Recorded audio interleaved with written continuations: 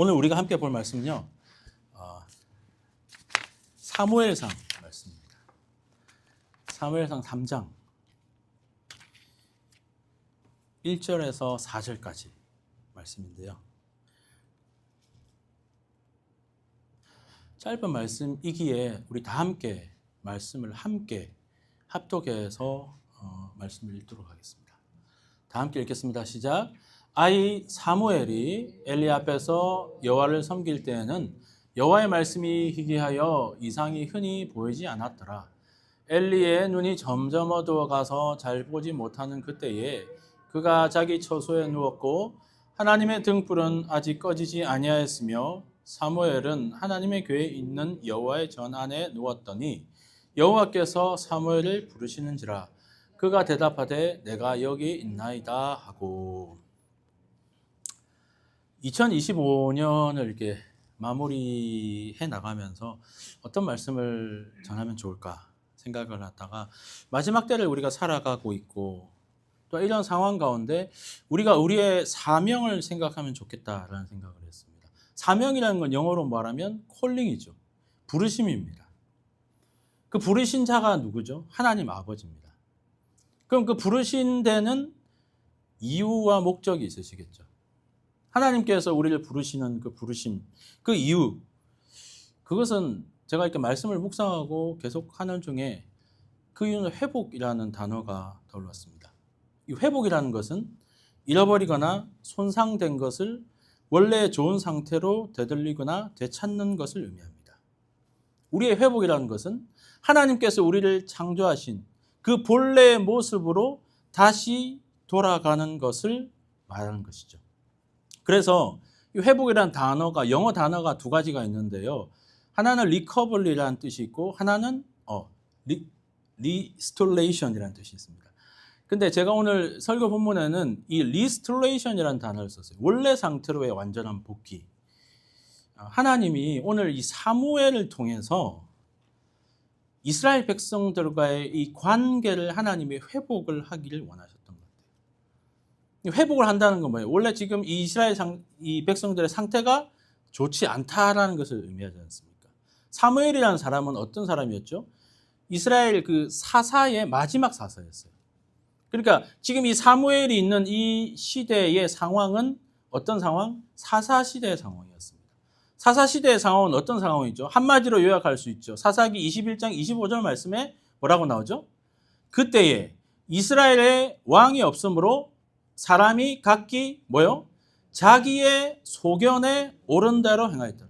사사기 말씀, 사사 시대를 한마디로 요약하면 이렇게 이야기하는 것이죠. 마지막 장에 이렇게 나옵니다. 이 시대에 사무엘이 살았던 것이고 사무엘의 상황과 모든 상황들이 자기의 소견에 옳은 대로 행한 그런 시대였다라는 것이죠. 사무엘은 그런 시대에 하나님으로부터 부르심을 받았습니다. 자기의 뜻이 곧 법이고 자신의 의지가 자신의 인생의 방향을 자기가 결정하고 자신이 세상의 중심이어서 하나님보다 인간이 더 중요한 시대, 하나님을 너무나도 멀리 떠나 있는 그런 시대였습니다. 그런데 사실 이런 시대가 사무엘이 살았던 그 시대만 그렇지 않죠. 오늘날 살아가는 우리의 시대와 너무나 흡사하다는 생각이 듭니다. 자기의 소견에 옳은 대로 자기가 하고 싶은 대로 하면서 살아가는 시대. 거룩을 강조하고 성결을 강조하다 보면 그거 옛날에 있었던 거지 구시대적인 이야기지 왜 지금 와서 그런 이야기를 하냐라고 이야기를 합니다. 돌아보면 우리의 모습은 어떻습니까? 지금 우리가 하나님을 향하여 예배를 하는 우리의 모습과 우리의 자세는 어떠합니까? 또한 하나님을 향해서 우리가 예물을 드릴 때에 우리의 생각과 우리의 마음의 자세는 어떠합니까? 또한 하나님이 말씀을 들을 때에 이 말씀이 과연 하나님 하늘로부터 내려와 이 목사님을 통해 강단을 통해서 이 말씀이 전해지는 하나님의 말씀으로 과연 받아들이고 있습니까? 오늘 우리는요, 이 사무엘의 부르심을 하나님이 우리의 신앙을 향한 회복의 부르심으로 받아들이고 오늘 말씀을 듣기 원합니다. 사무엘의 영성이 또한 저와 여러분 가운데 가득하길 원합니다. 또한 이 말씀을 통해서 하나님이 진정으로 우리에게 원하시는 그 회복의 마음이 세워지게 되기를 주의 이름으로 축원합니다. 그렇다면 하나님께서 이 사무엘 말씀을 통해서 우리에게 주시는 그 회복의 메시지는 무엇인가? 첫 번째는 뭐냐면요. 하나님은 우리에게 말씀의 회복을 원하십니다. 1절 말씀 우리 다 함께 보도록 하겠습니다. 1절 말씀 읽도록 하겠습니다. 시작. 아이 사무엘이 엘리 앞에서 여호와를 섬길 때에는 여호와의 말씀이 희귀하여 이상이 흔히 보이지 않았더라 라고 말씀하고 있습니다. 사무엘 시대에는 말씀이 희귀한 시대였습니다. 왜냐하면 인간의 생각과 인간의 것들이 너무나도 가득했기 때문에 하나님의 말씀이 들어갈 자리가 없었습니다. 이처럼 우리에게도 하나님의 말씀의 회복이 필요합니다. 왜냐하면 우리가 창조될 때에, 우리가 만들어질 때에 우리는 하나님의 말씀으로 만들어진 존재라는 것입니다. 우리의 존재 자체가 말씀의 결과이기 때문에 우리의 본래의 모습이 우리의 그 모습으로 우리는 회복해야 한다는 것입니다. 그래서 우리는 말씀으로 우리를 회복해야 한다는 것입니다. 우리 인생에 있어서 가장 큰 위기는 말씀을 듣지 못하는 기근이라는 것이죠. 아모스 말씀에도 이런 말씀이 있습니다. 아모스 8장 11절 말씀에 보면 우리 11절 말씀 제가 읽어드리겠습니다. 주 여호와의 말씀이니라 보라 날이 이를지라 내가 기근을 땅에 보내리니 양식이 없어 주림이 아니며 물이 없어 가람이 아니요 여호와의 말씀을 듣지 못한 기갈이라. 엘리 제사장이 있던 시대, 사무엘이 있던 시대는 하나님의 말씀을 듣지 못하는 기근이 임했던 시대였습니다. 그런 시대에 하나님은요, 이 말씀을 회복시키기 위해서 사무엘을 부르신 것입니다. 그리고 하나님은 이 사무엘을 통해 하나님의 역사를 나타내십니다. 우리가 읽었던 그 말씀 3장 이후의 말씀 19절과 21절 말씀에 보면 이런 말씀이 있습니다. 말씀을 다 함께 읽어보도록 하겠습니다. 시작. 사무엘이 자라매 여호와께서 그와 함께 계셔서 그의 말이 하나도 땅에 떨어지지 않게 하시니 단에서부터 부엘세바까지의 온 이스라엘이 사무엘은 여호와의 선지자로 세우심을 입은 줄을 알았더라. 여호와께서 실로에서 다시 나타나시되 여호와께서 실로에서 여호와의 말씀으로 사무엘에게 자기를 나타내시니라. 아멘. 하나님은요, 사무엘에게 말씀을 주셨고 또한 그를 통해서 선포되는 모든 말씀이 하나도 땅에 떨어지지 않게 하셔서 말씀의 권위를 주셨습니다. 우리가 하나님을 사모하고 하나님의 말씀을 사모하게 되면 하나님이 우리와 함께 하시고 우리의 입으로 나오는 모든 말씀을 통해 하나님이 역사하게 될 줄 믿습니다. 그리하여서 사무엘이 어떤 역사가 일어나냐면 3장 이후에 7장에 보면 이런 역사가 일어납니다. 미스바에 이스라엘 백성들이 다 모이게 됩니다. 그리고 미스바에서 엄청난 대부흥 운동이 일어나게 되고 온 이스라엘 백성 가운데서 회개 운동이 일어납니다. 이스라엘 백성들이 우상을 섬기고 있던 그 우상들을 다 파하게 되고 자기 자신을 가슴을 치며 하나님 앞에 회개하고 또한 하나님 앞에 돌아오기를 회복하기를 꿈꾸며 그들이 하나님 앞에 이 사무엘을 통해서 선포되는 말씀을 통해서 그런 놀라운 역사가 일어나는 것을 보게 됩니다. 그것만 일어난 것이 아닙니다. 사무엘을 통해서 누가 왕으로 세워지게 되었죠? 사울이 왕으로 세워지게 됩니다. 그리고 사울 왕이 패하게 되죠. 왜 패하게 됩니까? 사울 왕이 하나님의 말씀을 저버렸기 때문에. 그리고 하나님께서는 하나님의 말씀을 사랑하고 섬기는 누구를 세웠죠? 다윗을 세우게 됩니다. 그런데 하나님이 사무엘을 통해서 다윗을 세운 것은 그저 세운 것이 아니라 궁극에 가서는 이 다윗의 자손을 통해 누가 나오죠? 예수 그리스도가 나온다는 것이죠. 하나님은요, 이 말씀을 회복시키는 것을 통해서 궁극에 가서는 하나님의 놀라운 역사를 다 계획하시고 또 하나님의 놀라운 역사를 그 말씀의 회복을 통해서 하나님의 놀라운 일들을 행하신다라는 것입니다. 하나님의 말씀이 있는 그곳에는 하나님의 놀라운 역사가 일어난다는 것을 우리는 볼 수 있게 된다는 것입니다. 하나님의 말씀이 우리 안에 회복될 때에 그분의 놀라운 크신 역사와 또한 우리가 생각지도 못한 놀라운 일들이 우리 삶 가운데 일어나게 될 줄 믿습니다. 사도행전 말씀에도 그런 말씀이 있죠. 사도행전 말씀에도 보면 6장과 7장 말씀에 보면 하나님의 말씀이 점점 왕성하여 예루살렘에 있는 제자의 수가 점점 심히 많아지고 허다한 제사장의 무리도 이 도에 복종한다. 뭐라고 하나요? 하나님의 말씀이 왕성하여질 때에 제자의 수가 많아지고 제사장의 무리도 복종한다라고 말씀에 나와 있습니다. 뿐만 아니라 사도행전 말씀의 12장에 보면 19장에도 보면 동일하게 하나님의 말씀이 있는 곳이 더 흥왕한다라고 성경은 말씀하고 있다는 것입니다. 하나님의 말씀이 살아있는 곳에는 놀라운 부흥의 역사가 있는다라는 것입니다. 바라기는 우리 함께하는 교회 또한 오늘 예배드리는 모든 분들 가운데 이런 말씀의 역사가, 말씀의 회복의 역사가 일어나기를 주의 이름으로 축원합니다. 그래야 할 때에 한 분 한 분이 말씀으로 변화되고 말씀으로 흥황하고 말씀으로 왕성해질 때에 이 한 분 한 분을 통해서 교회의 제자의 수가 늘어나고 또한 하나님께서 이루시는 그 말씀의 권세를 주셔서 모든 자들이 굴복하고 주님 앞에 나아오는 놀라운 역사가 일어나게 될 줄 믿습니다. 뿐만 아니라 우리의 가정에 우리가 말씀으로 회복되고 변화된다면 우리의 가정에 있는 모든 문제들이 주의 말씀으로 말미암아 회복되고 또한 새롭게 될 줄 믿습니다. 또한 우리 안에 있는 모든 문제들과 우리 안에 있는 모든 갈등들이 주의 말씀으로 말미암아 해결되고 또한 회복받고 모든 것이 치유함 받아 주 안에서 형통케 될 줄 믿습니다. 그러한 놀라운 역사가 또한 저와 여러분 가운데 말씀의 회복을 통해서 분명하게 일어날 줄 믿습니다. 그 역사를 경험하게 되는 저와 여러분 되시기를 주의 이름으로 축원합니다. 두 번째, 하나님께서 우리에게 회복하기를 원하시는 것은 뭐냐면요, 우리의 영성이 회복되기를 원하십니다.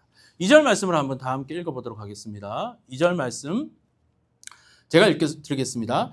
엘리의 눈이 점점 어두워가서 잘 보지 못하는 그때에 그가 자기 처소에 누웠고 라고 성경은 기록합니다. 엘리는 제사장이었습니다.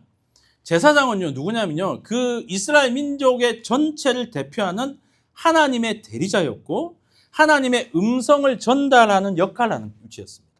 그래서 제사장 말 한마디가 곧 하나님의 말씀이었어요. 그래서 그때는 종교와 정치가 모든 것이 하나로 했기 때문에 그 제사장의 권위는 엄청났습니다.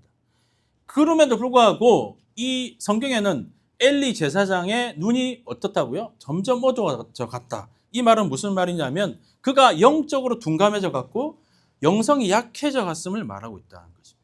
그 증거로 어떤 일이 있었냐면요, 이 말씀 전후 후에도 보면 나오는데 하나님이 엘리 제사장이 있고 사무엘이 있는데 사무엘을 불러요. 사무엘아 사무엘아 부릅니다. 근데 사무엘이 그때는 너무나 대단한 제사장 엘리가 있기 때문에 자기는 제사장이 엘리가 자기를 부른 줄 알고 제사장한테 갑니다. 엘리한테 가서 사무엘이 이렇게 이야기합니다. 저를 부르셨습니까? 라고 이야기를 해요. 그때에 엘리가 나 너 부르지 않았어 라고 이야기를 해요. 그리고 사무엘은 다시 자기 자리로 갑니다. 그때 하나님이 또 사무엘을 불러요. 이렇게 해서 한 3번을 부르는데 3번째에 가서야 엘리가 그때에 하나님이 이 사무엘을 부르구나 라는 걸 깨닫게 됩니다. 이만큼 하나님과 직접적으로 하나님의 음성을 듣고 전달하는 그 깨어 있어야 되는 그 자리에 있는 제사장의 영적인 상황이 어떠했음을 우리는 성경을 통해 알 수 있었다는 것이죠. 그런데 이 제사장이라 되는 이 엘리 이 사람이 또 왜 그렇게까지 영적으로 둔감해질 수밖에 없었느냐, 그렇게 된 이유는 뭐냐면요, 엘리의 아들들한테 그 원인이 있었습니다. 엘리의 아들들이 어떤 잘못을 하였냐면요, 하나님께 드린 헌물, 쉽게 말하면 오늘날로 말하면 헌금입니다. 헌물 중에 자기의 좋은 것을 취하게 됩니다. 또한 그것만뿐만 아니라 회막문에 수종드는 여인들과 동침을 하는 큰 죄악을 저지르게 됩니다. 엘리가 자기 아들들이 큰 죄를 범했음에도 그것을 알고 있었음에도 불구하고 그것을 묵인해줍니다. 회개하거나 자식들을 징계하지도 않았습니다. 그것은 하나님께서 두고 보실 수가 없어서 나중에는 사무엘을 통해서 엘리와 그 가정의 심판을 명령하십니다. 엘리가 이처럼 영적으로 둔감해지고 영적으로 눈을 감을 수밖에 없었던 이유는 자식들의 죄악이지만 하나님께 드려진 헌금과 또한 어떤 음란한 그런 죄악으로 인해서 그 일들이 일어났다는 것이죠. 돈이나 이성의 문제는 지금이나 옛날이나 인간이 저지르는 하나님 앞에 가장 큰 죄악이라는 것이죠. 이것이 영적으로 가는, 또한 하나님의 영적으로 회복으로 가는 데 있어서 우리에게 있어서 가장 큰 방해와 걸림돌이 된다라는 것입니다. 이것은 우리에게 있어서도 민감하게 생각하고 중요하게 생각해야 되는 부분입니다. 우리가 혹시나 하나님 앞에 마땅히 드려야 하는 헌물임에도 불구하고 내가 좋은 것으로 취하고 좋지 않은 것으로만 하나님께 드리고 있지 않은가에 대해서 우리의 모습을 한번 돌아봐야 한다라는 것입니다. 매주 드리는 하나님께 드리는 주정 헌금뿐만 아니라 하나님 앞에 드려야 하는 10의 1조, 또한 하나님 앞에 드려야 되는 감사의 예물들, 또한 선교를 위해서 드려야 되는 헌금들, 하나님 앞에 드려야 하는 것들 가운데 마치 엘리의 제사장의 아들처럼 좋은 건 내가 취하고 좋지 않은 것들만 하나님께 드리는 그러한 모습이 있지 않은가라는 것이죠. 마태복음 6장 24절에 보면 하나님께서는요, 예수 그리스도께서 제자들에게 이런 이야기를 합니다. 한 사람이 두 주인을 섬기지 못할 것이니 혹 이를 미워하여 저를 사랑하거나 혹 이를 중히 여기며 저를 경히 여김이라. 너희가 하나님과 재물을 겸하여 섬기지 못하느니라.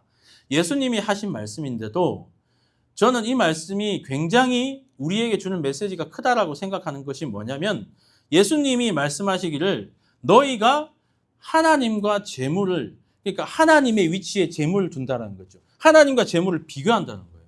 이처럼 재물이, 물질이 우리에게 가진 그 파괴력이 크다는 것들을 예수님이 미리 경고하고 우리에게 말씀하셨다는 것입니다. 그것이 무엇이 될 수 있다고 이야기하죠? 주인이 될 수 있다고 이야기한다는 것입니다. 물질이 주인이 되고 또 주인이 되어야 될 하나님이 주인의 자리에서 내려오게 된다는 것들을 예수님이 우리에게 말씀하고 있다는 것입니다.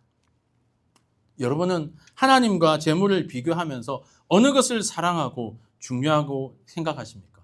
이렇게 질문하면 당연히 하나님이라고 하시겠죠. 정작 우리가 우리의 삶에 어떤 부분에, 결정하는 부분에 있어서 어느 것을 사랑하고 어느 것을 중요하게 여기는지에 대해서 내가 그것을 하는 것을 보면 내 삶의 주인이 무엇인가에 대해서 우리는 알 수 있게 된다는 것입니다. 우리는 우리의 존재 자체가 하나님으로부터 왔다는 것을 인정한다면 우리에게 주어진 시간이나 돈이나 이 모든 것들이 하나님께서 허락하셔야만 가능하다는 것을 우리는 깨달아야 합니다. 그 기준과 그 정신을 우리는 회복해야 한다는 것입니다. 제가 말씀을 준비하면서 어느 한 분을 제가 그냥, 이분은 크리스찬인지 아닌지 모르는데 이범호라는 분이 계세요. 한국에 이분이 별명이 뭐냐면 돼지 농부라고 하시는데, 이분이 돼지를 한 12,000마리 정도 키우시더라고요. 그리고 연 매출이 한 1,800억 정도, 엄청난 부자시죠. 그래서 사실은 이분은 이범호 회장님이세요. 이분이 이제 서울대도 나오시고 똑똑한 분이신데, 그분이 이렇게 인터뷰를 하면서 한 말이 있는데, 이분의 가지고 있는 생각이 빌 게이츠 아시죠? 빌 게이츠가 한 말을 굉장히 인용을 하시더라고요. 빌 게이츠가 한 말이 뭐냐면, 나는 죽을 때에 부자로 죽지 않겠다, 이런 이야기를 하고, 자기네 재산의 99%를 사회에 환원을 하고 자기 자식들에게는 1%만 하겠다라고 이야기를 했다고 합니다. 그러면서 이범호 회장님이 하신 말씀이 있는데 이런 말씀을 했어요. 돈의 노예가 되지 말고 좋게 쓰고 가자, 이런 이야기를 하더라고요. 그러면서 자기는 사회에 빚진 마음으로 살아가고 내가 죽을 때에 그 빚을 다 갚고 후련하게 떠나고 싶다라고 이런 이야기를 하시더라고요. 저는 이 이범호 회장님이 하신 말씀 중에 돈의 노예가 되지 말자라는 말이 참 와닿았는데요. 이 말은 돈이 내 인생의 주인이 되는 인생이 살아서는 안 된다라는 것이죠. 돈으로 인해 엘리 제사장이 영적으로 어두워지고 또한 하나님 앞에 쓰임받지 못하게 되고 나중에는 심판을 받게 되는 그런 모습을 볼 때에 정말 우리에게 주신 메시지, 하나님의 메시지, 정말 우리의 진짜 주인이 누구인가? 우리가 정말 돈에, 어떤 물질이 우리 인생의 주인인지 아닌지에 대해서 우리가 다시 한번 생각해 보고, 분명하게 우리가 다시 한번 더 우리 마음 가운데 확인하고 선포해야 될 것은, 우리 인생의 주인은 우리 오직 하나님, 여호와 하나님이신 줄 믿습니다. 또한 그 모습을 우리가 회복하게 되시기를 주의 이름으로 축원합니다. 또 한 가지는 뭐냐면요, 음란이라는 것이죠. 이 엘리의 제사장의 아들들이 성막문에 있는 여인들과 동침했다는 것은 음란한 것을 이야기합니다. 음란의 악한 영들이 오늘날 우리에게 너무나도 흔하게 노출되어 있죠. 그냥 핸드폰이나 TV에나 어디에나 우리 이것들을 유혹을 합니다. 음란한 것이 과연 우리 삶 가운데 조금이라도 있다면 우리는 그것을 버려야 합니다. 또한 그것을 포기해야 합니다. 또한 철저하게 회개해야 합니다. 다윗이요, 자신의 충신이었고 장군이었던 우리아라는 사람이 있는데 그 아내를 범하게 됩니다. 범하게 되고 그것에 대해서 하나님 앞에 죄를 지은 것을 알게 되고 그가 하나님 앞에 기도하면서 지은 시가 있는데 시편 51편 말씀이에요. 시편 51편의 말씀에 보면 다윗이 뭐라고 이야기하냐면 이 말씀을 우리 다 함께 한번 읽어봤으면 좋겠습니다. 시작. 하나님이여 내 속에 정한 마음을 창조하시고 내 안에 정직한 영을 새롭게 하소서. 나를 주 앞에서 쫓아내지 마시며 주의 성령을 내게서 거두지 마소서. 주의 구원의 즐거움을 내게 회복시켜 주시고 자원하는 심령을 주사 나를 붙드소서. 시편 51편은 지금 10절부터 읽었지만 1편에서 3편까지부터 그 앞에 내용에 보면 다윗은 하나님 앞에 그 밧세바를 범한 것에 대해 철저하게 회개합니다. 철저하게 회개하고 나서 그가 하나님 앞에 고백하며 주님 앞에 기도하는 내용이 뭐냐면 10절에 뭐라고 나오죠? 내 안에 정직한 영을 새롭게 하여 주시죠. 그러니까 자신의 영 그리고 그 뒤에 성령을 거두지 말라라고 이야기합니다. 그러니까 이 음란의 죄가 결국에는 그 자기의 영혼에 얼마만큼 치명적이고 또한 그것을 통해서 성령이 걷어가는 것을 자기가 경험했다는 것이죠. 심지어는 뭐라고 이야기합니까? 12절에 보면 다윗은 이렇게 이야기합니다. 구원의 즐거움을 회복시켜달라고 합니다. 이 음란의 죄가 얼마만큼 무서우냐면 자기의 영혼을 망가뜨릴 뿐만 아니라 자신의 구원에까지 문제까지 그것을 치고 들어왔다는 것을 성경을 통해서 우리는 알 수 있게 된다는 것입니다. 그래서 다윗이 자신의 죄로 인해서 자신의 영이 어두워지고 성령이 자신을 떠난 것을 알게 되고 그것을 통해서 하나님 앞에 철저하게 눈물로 회개하고 간구하고 또한 성령이 다시 올 것을 또한 구원의 즐거움을 회복시켜 줄 것을 하나님 앞에 간구하고 기도하는 모습을 우리는 보게 된다라는 것이죠. 우리도요 다윗처럼 하나님이 창조하신 하나님의 사람입니다. 하나님은 인간을 만드시고 하나님의 생기 즉 영을 우리에게 부어주셨습니다. 우리 안에는 하나님의 영이 있다는 것이죠. 또한 우리가 하나님과 주파수를 맞추는데 하나님의 영이 필요합니다. 악한 세대 가운데 음란한 세대 가운데 악한 영들은 지금도 우리의 영혼을 어둡게 하고 우리를 넘어뜨리려고 계속 공격합니다. 우리가 악한 것들이 있다면 그 모양이라도 버려야 할 줄 믿습니다. 또한 우리는 그것을 이길 수 없습니다. 성령을 통해 이길 수 있으며 성령을 따라 살아야 한다라는 것입니다. 하나님은요, 우리가 영적인 삶을 살기 원하십니다. 우리의 영의 눈이 어둡게 하는 물질과 또한 음란의 악한 죄를 멀리하고 주 예수 그리스도의 이름으로 그것을 물리치고 우리 안에 회개해야 될 부분이 있다면 우리의 주인 되신 주 여호와의 이름으로 회개하여 우리의 진정한 모습이 회복되시기를 주 예수 그리스도의 이름으로 축원합니다. 오늘 말씀을 정리하겠습니다. 여러분, 우리 다시 한번 주님 앞에 회복합시다. 리스토레이션 합시다. 원래의 모습으로 다시 한번 돌아갑시다. 자기의 소견에 옳은 대로가 아닌 하나님의 말씀을 따라 살아갑시다.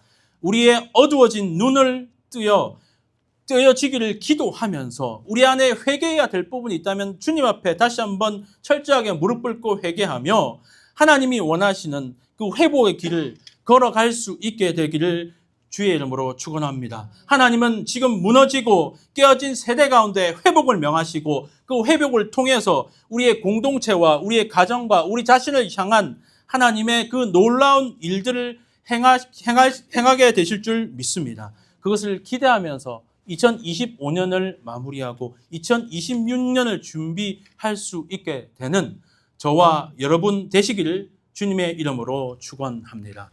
기도하겠습니다. 하나님 감사합니다.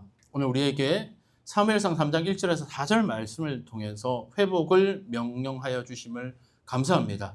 우리 안에 깨어져고 또한 주님이 원하시는 그 길 가운데 또한 그 부르심 가운데 혹시나 부족한 면이 있다면 또한 어그러진 면이 있었다면 하나님 아버지 주님 오늘 말씀을 통해 우리 모두가 주님이 기뻐하시고 하나님이 원하시는 그 길을 또한 회복의 길을 걸어갈 수 있는 우리 모두가 되게 하여 주시옵소서. 주님 우리에게 힘 주시고 능력 주시고 우리에게 용기 주셔서 우리가 일어나야 할 때 일어나고 하나님 앞에 전진해야 될 때 믿음으로 돌파하여 전진할 수 있는 하나님의 귀한 믿음의 종들 될 수 있도록 주님 역사하여 주시옵소서. 감사합니다. 주님 이 모든 영광 주님께 올려드리며 살아계시고 역사하시는 우리 구주 예수 그리스도의 이름으로 기도합니다. 아멘.